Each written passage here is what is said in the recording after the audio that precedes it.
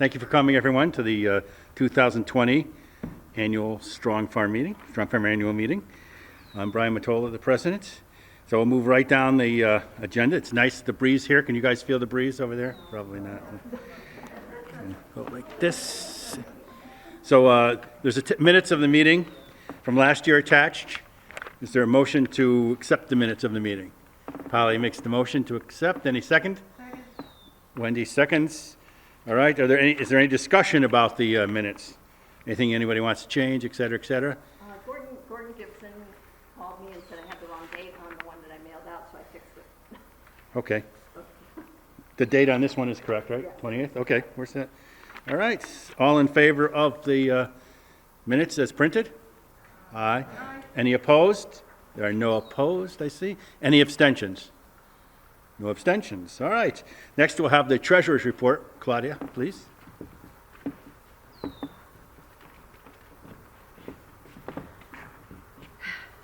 Good afternoon. If you would turn to the third to the last page in the annual report.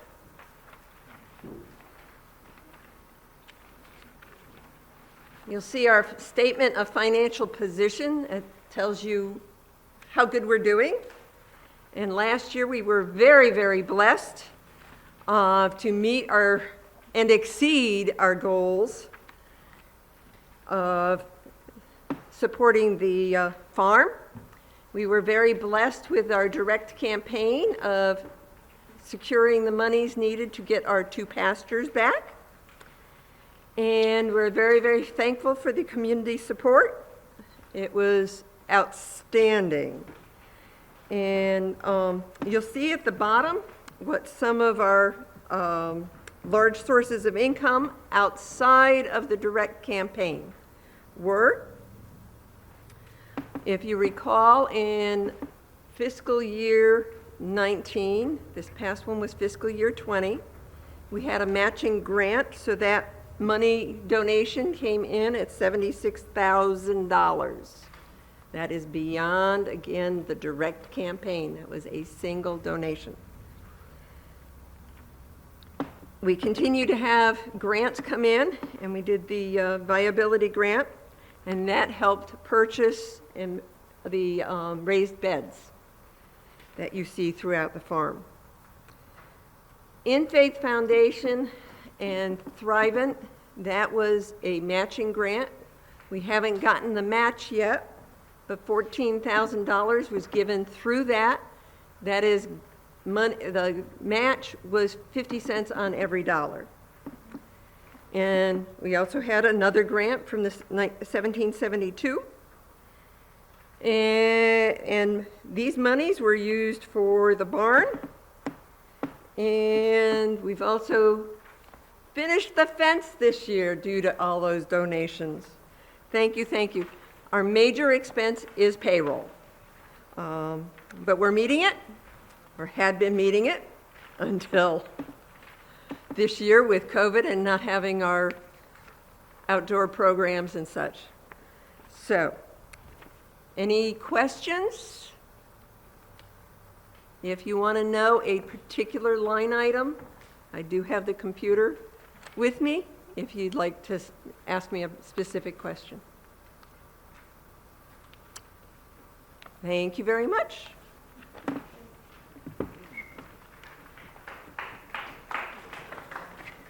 Do we have a motion to accept the treasurer's report? Polly? Okay, Polly made the, and Wendy seconded. Makes it easier for the secretary. Any discussion more on the treasurer's report? Nothing? All in favor? Aye. Any opposed? No opposed. Any abstentions? Claudia, you can't abstain, right? No abstentions, so it passes. All right, now we're going to have voting on the board of directors and officers for the 2021 fiscal year. 2020-2021 fiscal year. Myself as president, Wendy is vice president, Nancy is secretary, Claudia is treasurer, board of directors at large, Katie Reardon Napolitan, Michael Nelson, right there, Carl Schaefer, best dressed man, and Dr. Ellen Marmer. So this year, Will Nicholson is stepping down. Will's been on the board since forever too. We're going to miss him very much. Will, we have a little parting gift for you, as maybe Alex Trebek says. Here you go. Thank you very much Thank for you. your service, young man. Very good. It's been great having you, and I'm sure we'll see you around. And then, thank you.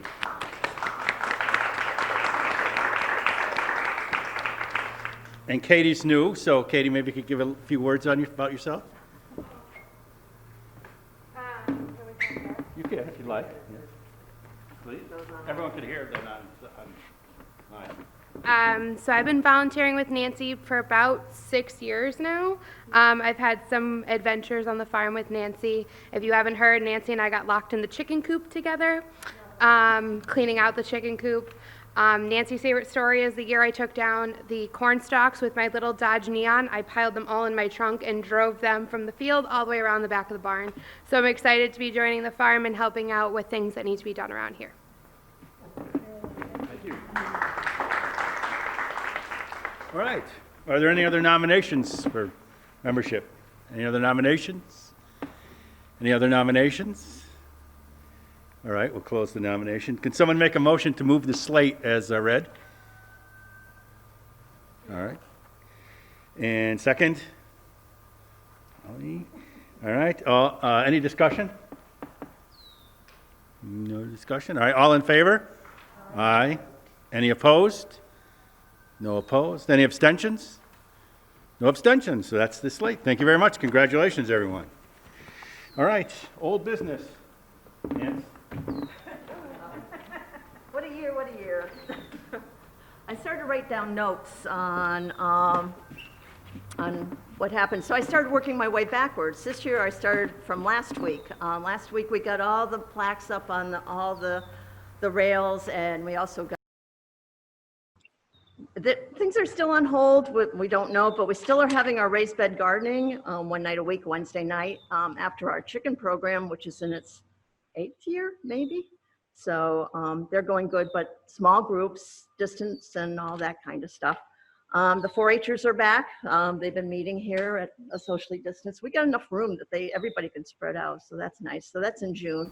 And also in June, with the programs all stopping, we unfortunately had to lay off our executive director, Mary, but she's still coming to administer the raised bed program, and she also established a farm vintage store next to the farm stand store, so that's open now. And so then going back to, well, what did we do all winter? April. Well, April, we were supposed to have the chicken run. Well, that didn't quite happen, and, so we made the whole more plans and then changed the plans, and we decided to see what other people did, and we did it virtually the last week of June, and we had, I can't remember, over 75 people picked up their T-shirts. So I know 75 people did that. We had maybe 120 registered, so that's not bad for virtual. We had walkers, like Lori Sanchez came through with her group, and then we met, people, put their time on the computer, and we sent out, the ribbons, and so it made it. And at the end of the day, we made out just as well. We had less participation, but we didn't have to pay for the police, and we didn't have to pay for the porta potties, and so, financially we did okay, but it wasn't the same, the community spirit of the whole thing. So, let's see. March, what did I do in March?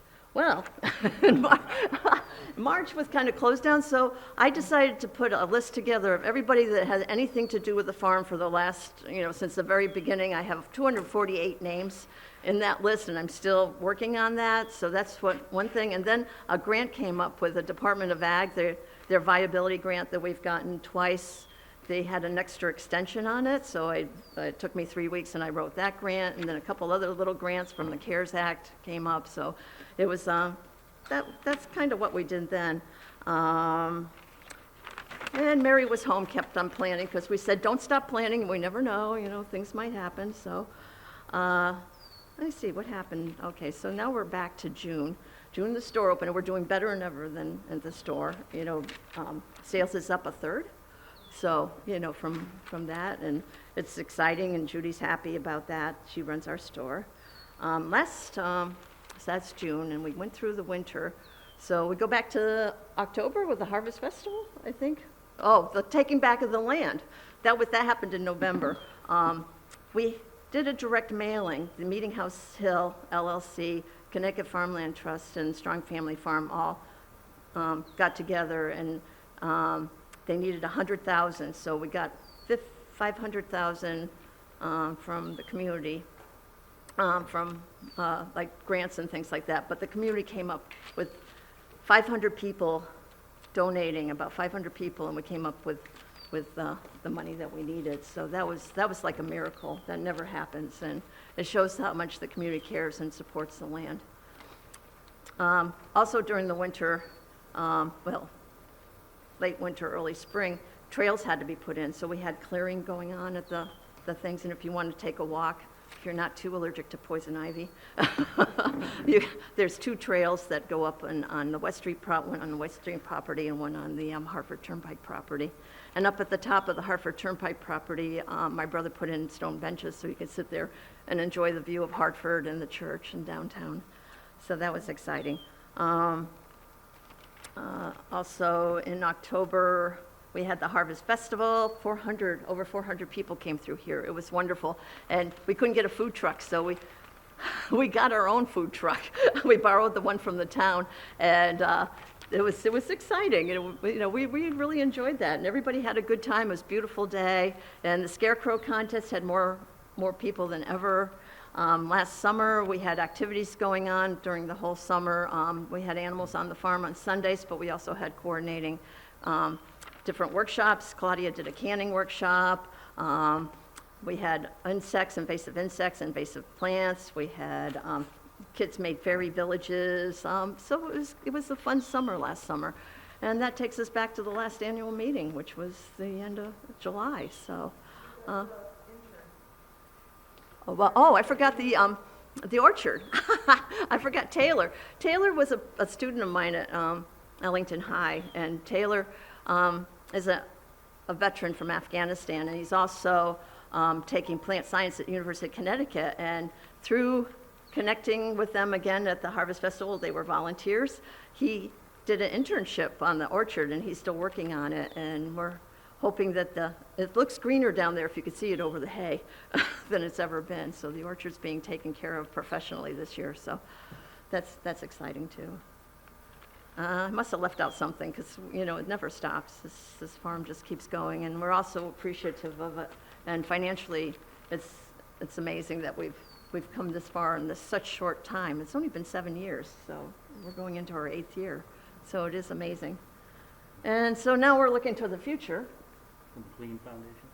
Oh, McLean Foundation. After all the money was raised to, purchase the land, we needed money to establish these trails. And there was a local foundation, the McLean Foundation, that came up, and they were offering, if we fell short of the money, that they would make up it. And so when Ann Latendry called them, she says, well, what else do you need money for? And she says, we needed to put the trails in and that type of thing. And so she gave us $30,000. They gave us $30,000 to establish the trails and to clear the property.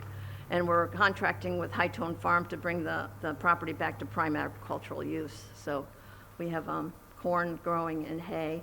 They just hate it. So it's going to take them a few years nothing's been done, but to bring the land. So you might smell like a farm around Vernon Center again, because what makes prime agricultural land.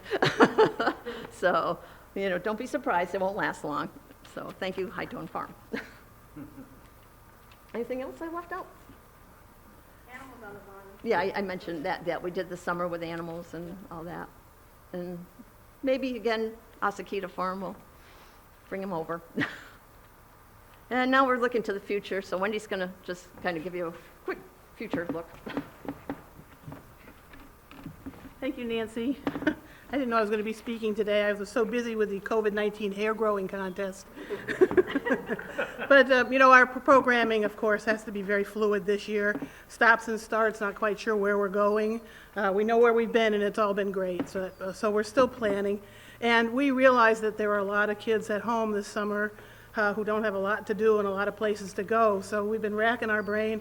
Had to close down the Civil War camp and a bunch of other things we planned, but we're trying to be creative, and so the next thing we have in mind is a no-touch animal on the farm day, where kids come and look at the animals, and then they'll get some sketches, and they can decorate them, draw them, do what they want with them. So that's in the works. We'll see if that can happen. We're working hard with that. Although, and I'm sure you've heard, we have to postpone or not hold our Harvest Festival this year, which is, I think, probably the biggest disappointment, because that's our best event. It's a well-attended event. I think people really look forward to it, and it coincides with our Scarecrow decorating contest, and that is still going. And because we have so many new fence posts out there, dress up your old doll, put it up there, get your dog, see if they'll stay tied to the fence for a day or two. I mean, get out there and participate in this Scarecrow contest, because it's, yeah. I already have Roger out there. If you go to the last post, he's been sitting dressed up waiting for weeks. And then this year we're focusing on promoting Connecticut-grown agriculture. There has been a resurgence in so many places with people who want to get back to the old-time farming or new ways of farming, bringing in more organic farming. So we always want to keep that in the public's conscience. And so we've done a lot of focus of that, and particularly with respect to electronic media. You'll see on our website and other places that we're trying to promote that. It was our intention to bring more farmers to the farm so that people could get to meet their local farmers. Like the other night, I was watching TV and I just found out that there was a huge garlic farm in Granby, and I think they are projecting something like 20,000 pounds of seed garlic and other garlic, and I had no idea they were there.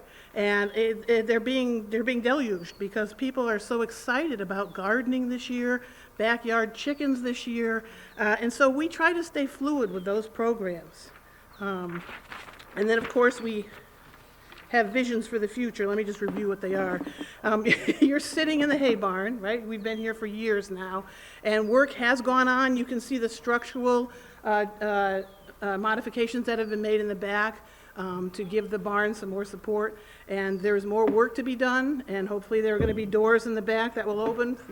You over there will appreciate it for the cross ventilation when we get to do that, but that's work that's we're continuing. And the best part about having this project, having this nonprofit, is the preservation of this farm, and it continues every month, some form of preservation work.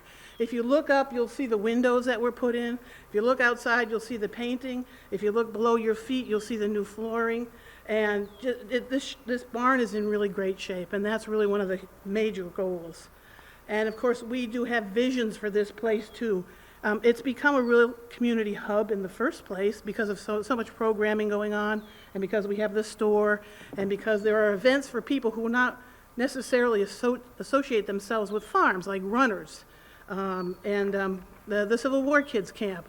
But we envision also in the future getting some infrastructure here so that we can actually have actual bathrooms and more electrical conduits that go throughout the barn. And then moving on to the commercial kitchen, to more landscaping, to a museum area here to preserve the family history and the farm history.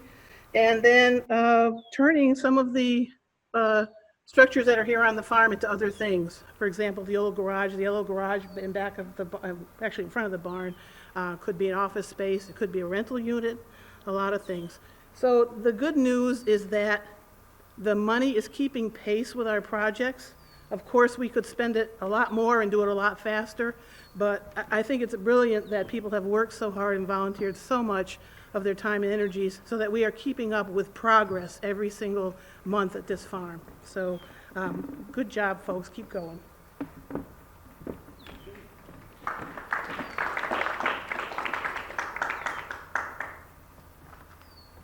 Thank you, Wendy. Thank you, Nancy. Let's see, any other business? Anybody have any business they want to bring up? for the farm? Nothing? Anything else of interest? Any ideas? Salutations? Anything? Nothing? All right, well, then guess we need a motion to adjourn. Polly makes the motion. Seconded? Wendy, seconded? All right, all in favor? Aye. Any opposed? Any abstentions? No, motion passes. We're adjourned. And now we're going to watch the, if we can get that going, the thing from the Connecticut Land Conservation Council did on Strong Farm.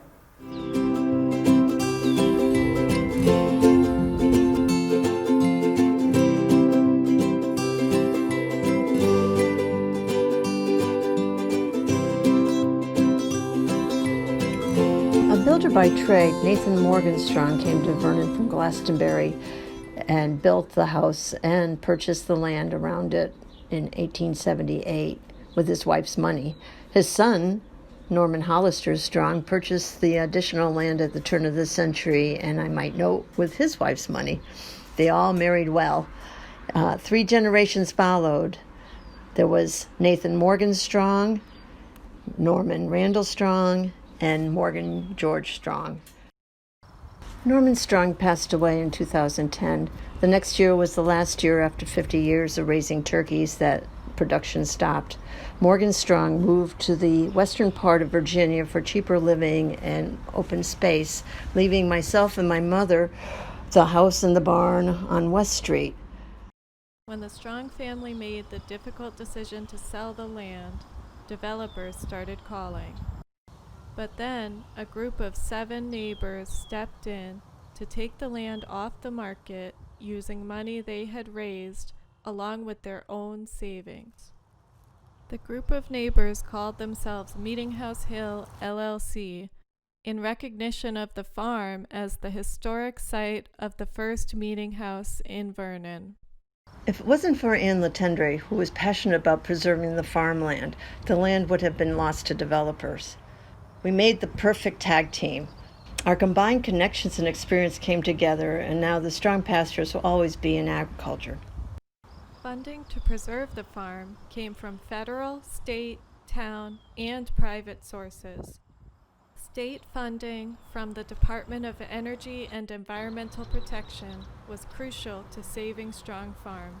The Open Space and Watershed Land Acquisition Program paid for nearly 65% of the project cost. After much research and networking with great neighbors and friends and families, we created Strong Family Farm Incorporated, a nonprofit, to be an agricultural learning center and also to be Vernon's community farm. Strong Family Farm is in the process of clearing and putting in paths in a small parking area on both properties. The Parochial family of High Tone Farm has grown corn in the fields for many years, but nothing has been done with the hay fields except for getting hay occasionally off of them. High Tone Farm is willing to take on the task of bringing all the fields back to prime agricultural production. This year, activities have mostly stopped. We still have our farm store open that sells Connecticut grown and produced products.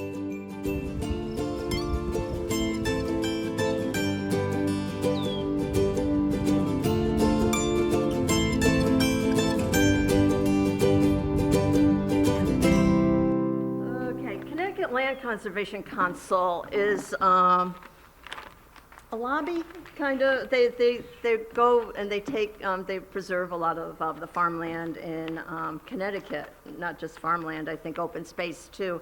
And this was kind of, you know, put it out there every month. They have a different area. They did Goshen. They saved a wood walking area. So they wanted to honor the Strong Farm this year for the farmland preservation. And so they had all the players there, and they had the representatives there and everything. But they did this short little video. Unfortunately, we can't get it up on the little history of the farm. It's on Facebook Live. You don't have to be on Facebook to get to it, to watch it. But the first part kind of goes too long. Amy Patterson, she lives in town, and she's just really plugging how we have to save the Community Investment Act, because every time a land transfer, we have to pay a fee. That fee all goes into this Community Investment Act that has a lot of money in it, but when the budgets are tight in the state, people want to take that money away and put it someplace else, so they're always looking to support it, so. Basically, it was a technology feat because she wanted me to go up and take videos of the land. So here I am huffing and puffing, and you can hear me breathing in the background trying to get up to the top of the hill. So she edited that out most of the ways, and then she wanted me to narrate it afterwards, but she wanted me to send this all over the internet, and I couldn't, so it was a learning process for me, but then she edited it all together, and it gives you a little history of the farm and the preservation of it, so. But it's, if you want to.